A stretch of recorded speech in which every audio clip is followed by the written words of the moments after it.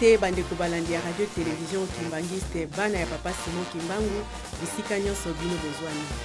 Tokomi na tango bokolandaka émission na bino bokolingaka mingi émission masolo. Émission masolo ezali émission oyo ekolobelaka bobele monene ya papa Simon Kimbangu pe lingomba na ye. Na mokolo mwa lelo biso bana na bino na kati na plateau ya Ratelki tokolobela bino na likambo monene oyo ezali spécial 27 avril ezali 60 ans ya liwa ya mama Mwilu Kiawanga pe 10 ans oyo ya exhumation pe inhumation na ye na mboka Nkamba Yelusalemi. Ya solo bandeko nazali ngai moko te na kati na plateau. Na yambeli bino mama oyo azali mama musicienne. Azali komona déjà azali mama musicienne. Nde lelo tokosola na ye likambo ya mama Mwilu pe akoyebisa biso nini oyo ye ayeli na kati na plateau oyo po ete tokoka kosola na ye na part likambo ya mama Mwilu. Mbote na yo mama. Mbote na yo mama Fifi. Boni santé mama. Santé malamu na ngolu ya papa Simon Kimbangu Kiangani. Ya solo ndenge na uti koloba teni na yo deja za koloba kozali mama musicienne. Kasi yebisa biso nanu na kuna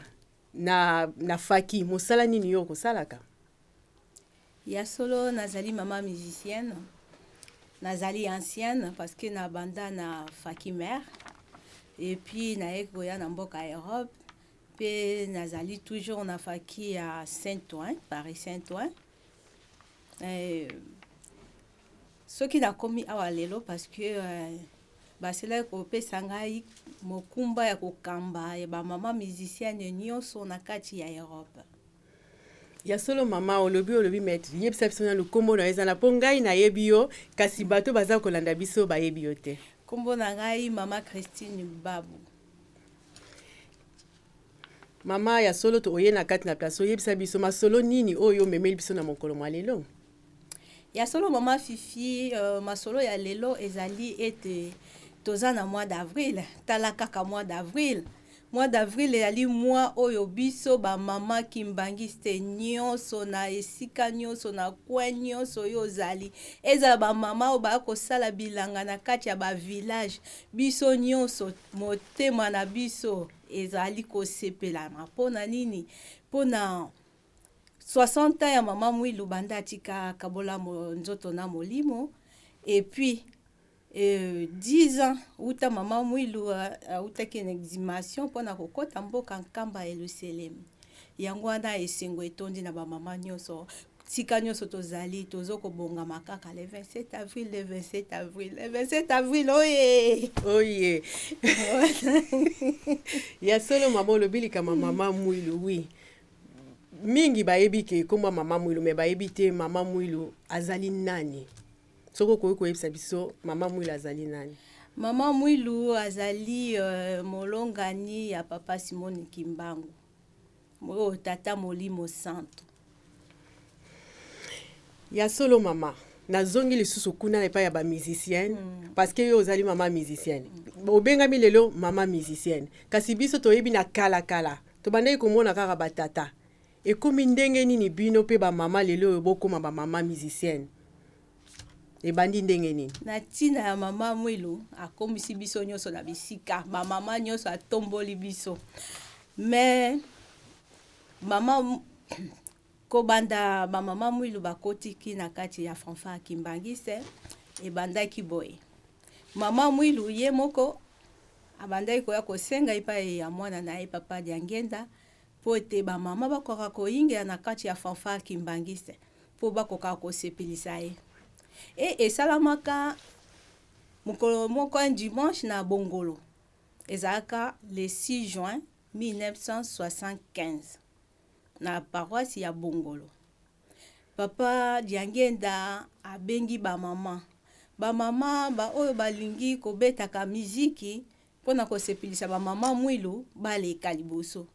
Pe ba mama babimaka balekaka liboso. Ayi kobenga lisusu molongani na ye mama Bibi,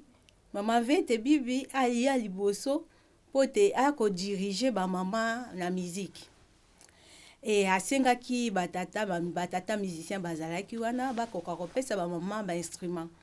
pona babeta. batata pe bapesaki bamama instrument likambo ya kokama mama Fifi bamama oyo bayebi na bango miziki te bama mosusu kutu batanga na bango te bamama balongwe bazwi bamiziki epuis mama bibi mama Vete bibi ayembisi miziki bamama babeti miziki mpona omona ke tozali ya solo na lingomba ya Molimo Santo. Ok mama ya solo lisolo wana nakanisa batu mingi toyebi yango te ke likama ndenge wana esalamaki donc to apprendre vraiment eloko moko ya monene na ntina na yango nde banda ntango wana nde bamama bakota na kati epuis na papa abengaki mbela ya papa wana abi bamama baa na posa baya kokomisa bakombo na bango bayambaki combien de mamans 550 mamans oyo bayaki mpona bakota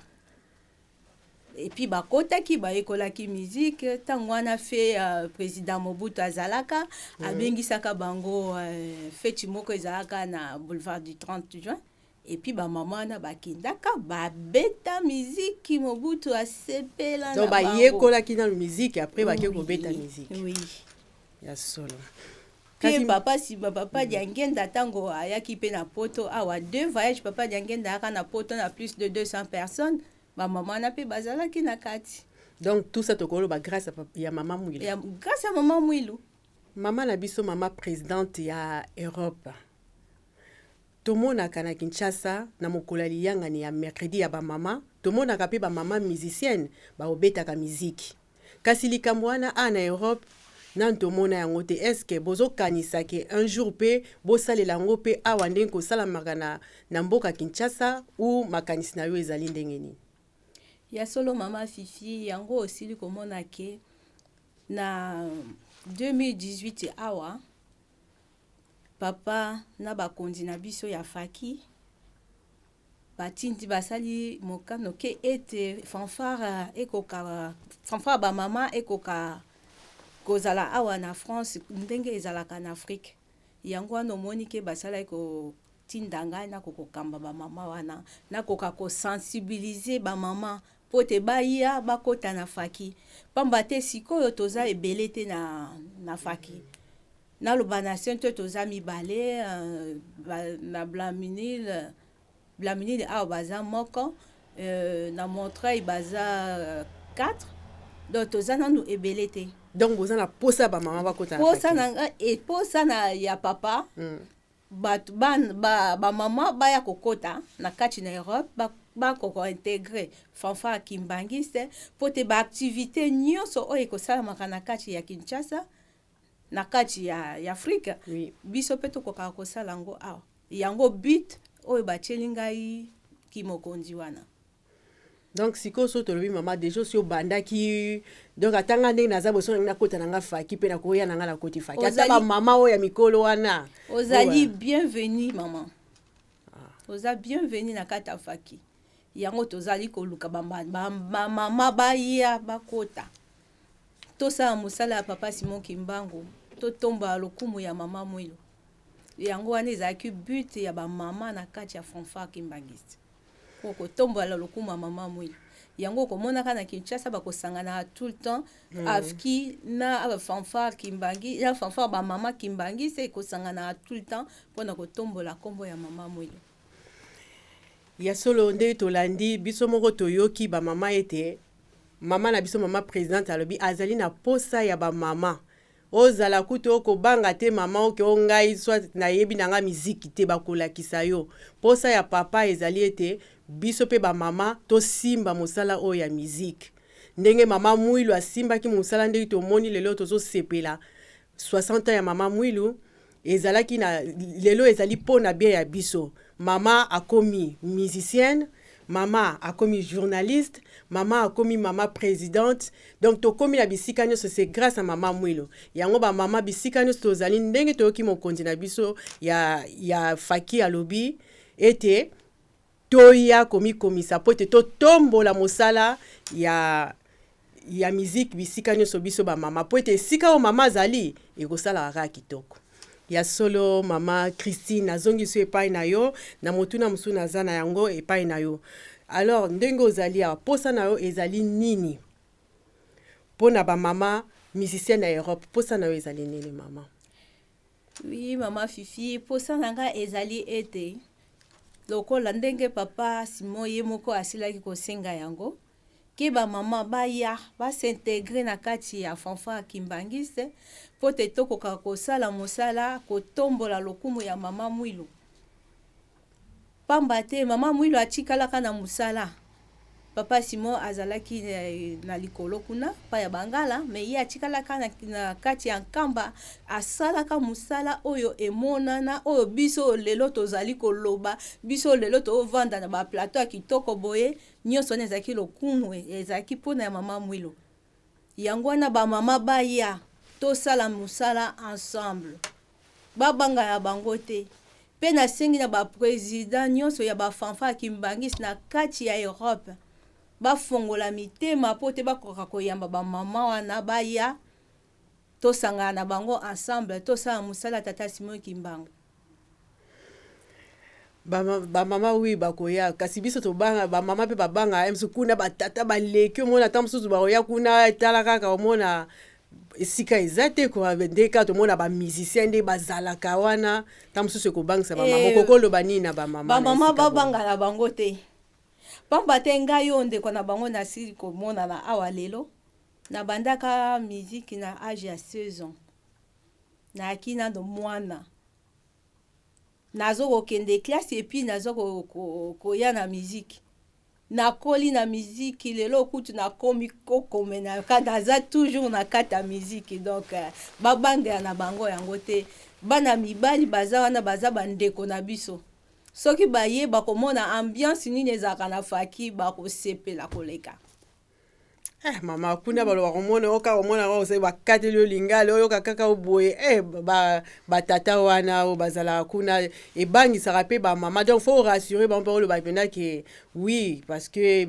tout le monde déjà yoza kuna se wana eza nango ambiance na biso na faki oui. Bakati na bango mangala te eza lo ndenge tozalaka eza nango ndenge wana babanga na bango yango te soki lelo na bandaki yango na âge ya 16 ans ke na comité âge naza nango lelo na longwa te donc eza nango bien babanga ya bango te baya bakosepela. Ya solo mama olobi na âge à 16 ans au bandaki déjà donc oyebi moi histoire moke ya faki poto lobela ka histoire ba mama mais faki peza na faki mo peza na histoire nango na ebité soki pe otambola kina papa Diangenda Kuntima ou bien soit oyebaki ba œuvre nini o papa Diangenda Kuntima azalaki ko sala elongo na ba musicien poto yo krape ba sang ki ba kendaki na ba musicien sika boye ba sala ki boye tant so na morali solo mo boye ko pesa biso et pesa biso pe makasi liso na ko pesa to sala voyage moko tangwa na mukia to sala voyage moko to ki feti moko na kamba mais na ebité so ke zaki su feti ya nini pamba te na tango wana na tango sikoyo na RDC to komi bien na ndenge ya ba transport ba bus ba nini et puis moi modernisation moko pe koti na kati ya na RDC mais liboso ezalaka tellement na Kinshasa vraiment ils ont fanfare mobimba ya ba maman donc tokoza na bango camion mon côté komona ba papa baza na camion mususu ba mama pe ba camion mususu et yakozala ke ba mama ba kende mo ba ke liboso ba tata bazo landa soki mo ba mama ba kei omona kaka sima nango omona ba mama ba kende ke bien avant ko ba ko tambusa biso to kende ke moi pona ba nzela nkamba tout ça et puis omona ba po quoi papa soko monika camion ba musicien leki ba ke papa za pembeni siko ba mama mususu ba banda ko bude abe ndenge nini papa ya kende biso to kende toujours liboso papa ya tambla ba musicien bazo ko landa après to no kuta to sangani mais tanga ko kende biso batindi biso liboso batata sima ba mama quelque mama ba budaka nzoko papa za molimo santo ayo kaka moko mususu atindi voyage moko boy ba mama ba ke comme l'habitude ba ke liboso ningi ba kendeke comme côté akikulukuta moko ba zamba moko boy koto zamba camion mso to banda ko kendela e kufaka pine toboki tokei pine toboki tokomi na zamba moko yaka na kati ya butu penza na zamba wana tokomaki siko bapine nyonso esili na kotoboka bazwi bapine na bachauffeur bakozonga Kinshasa bapesi bango bakende nango na Kinshasa bakende basa yango na Kasangulu mpo bakamio ekomata lisusu eyela biso tovanda na toyoki kaka na kati ya zamba yango kote kuna eleli piu siko bamama na bamama ntango wana toyaka na présidente na biso ya matinda azali yaya ya mama Landu oyo azali na Saint-Denis. Présidente na biso na akine ti mwezi mobale toki kuna na kote na zamba kuna leli pona koto zamba prince na kati koto su zamba siko biso to kufeli koto siko na ngambu kuna to mudi kaka moto moke peli e mati likolo eke kote bo ba biso just to yeto sanga siko to komi place moko to moni susu se wuti koto we e sauter bo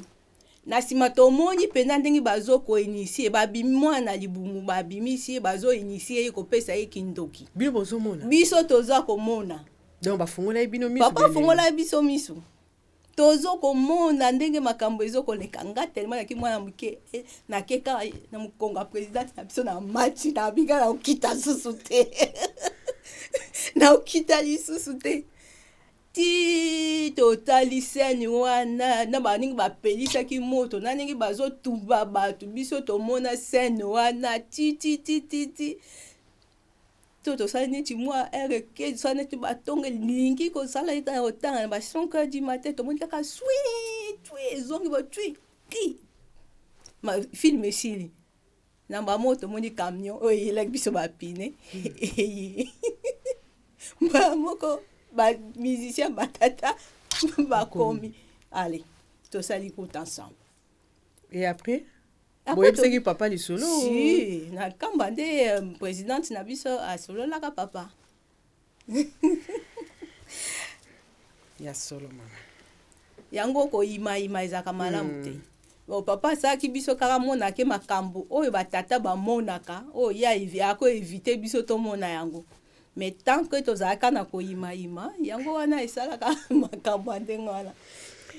ya solo mama tolandi yo vraiment na ndenge opesi makambo na nyonso ndenge olobi pamba te tozokende na suka ya émission na biso sikoyo ntango mosusu na mai oyo nyonso tosololi na esika oyo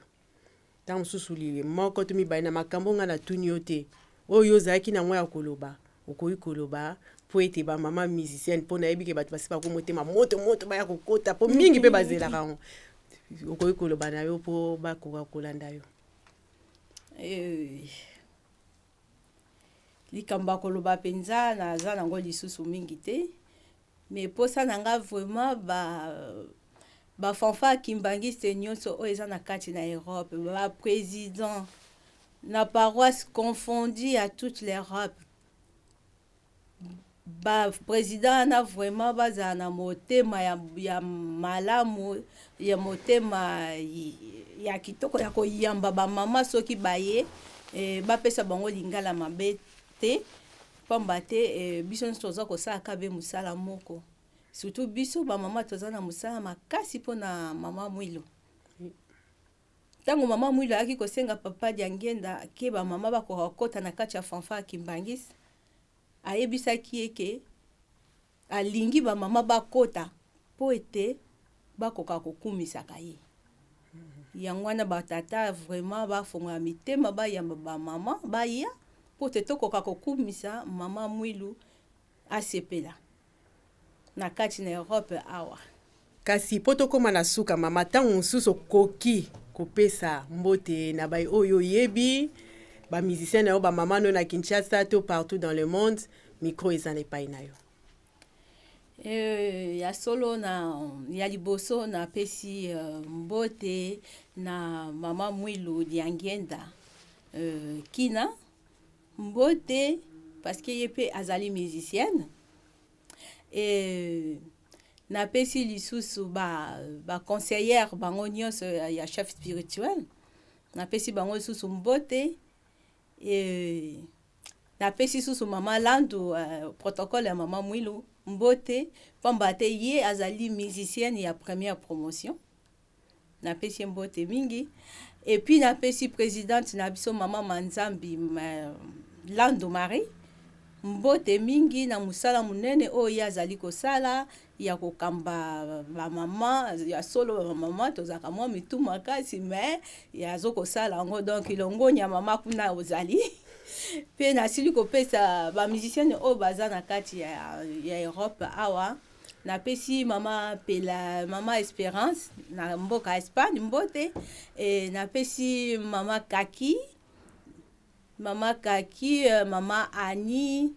mama Tona Lili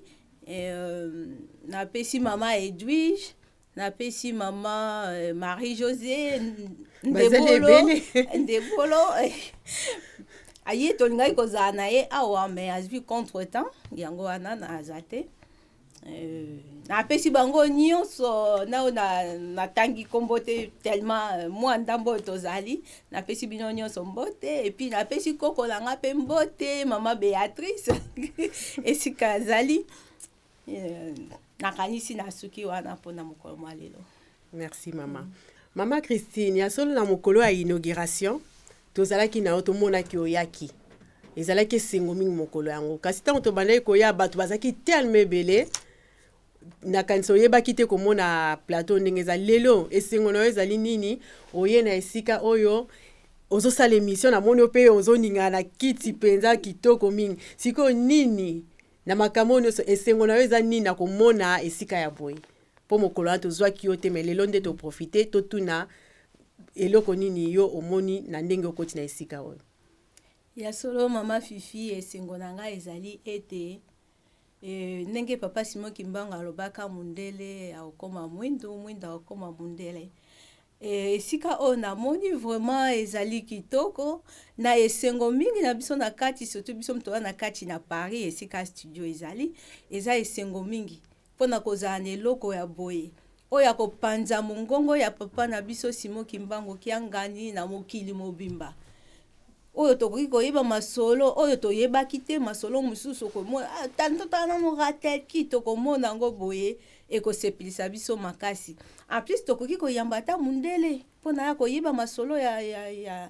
ya mboka na biso ya église na biso parce que bango mpe pai bazali bisika na bisika baya mpe na posa bazwa koyoka balingi mpe bayeba mais ntango toyambi ye na kati ya studio kitoko boye eza esengo na biso bakimbangiste liboso yango na kosenga na bamama bankwaluzolo lwa mbote bamama kaka te bamama na bapapa bankwaluzolo lwa mbote oyo motema na bango mpenza ebeti soki bazali koluka mwa eloko mwa 1 euro po te babongisa esika oyo en tout cas boye hésité te mpona bino moko bozali komona ndako kitoko boye oyo tokoki koyambela bato oyo tokoki koyambela bapaya eza lokumu na biso moko bakimbangiste d'abord yango wana nasuki boye tolandi ndenge nini mama na biso mama présidente mama Christine ayaki na esika oyo ndenge tolobaki na ebandeli ete ezali spécial 27 avril oyo etali liwa ya mama Mwilu solo posa ya papa Simon Kimbangu ba mama bakota na kati ya faki pona kosepelisa ye po ete sika pe ba mama bazali mosala pe kosalemaka biso moko tomonaka tozalaka na ba mama na batata ndenge nini ba mama afiki abetaka batata kota misala donc posa pe ezali ete bakota pe ba mama poto sala pe mosala to tombola likambo papa Simon Kimbangu na kosepelisa ye pe na kosela ndenge tolandi ba mama boya ebele faki aza na besoin na bino mama Christine mama présidente azali wana ye akoyamba bino na bisika nyonso bokoya po ete ye apesameli mokumba wana boya tokota na faki tokumisa tata nzambe nkolo Yesu molimo mosantu oyo toyebi bango misato na kati ya papa Simon Kimbangu nzambe molimo mosantu mpona lelo tosuki wana na micro bozalaki oyo abino mama Fifi Ndongala nde na lisungi ya papa prof Malonga pe papa Lambert Makomi mo oyo azali coordinateur ya Rateli France. tomonani na mbala ya nsima. Maman Christine, merci, vraiment merci mingi. Oyo ezali ndako na yo, yaka makambo nyonso nye oyo totali faki tozali wana mpona bino oyo ezali esika ya papa.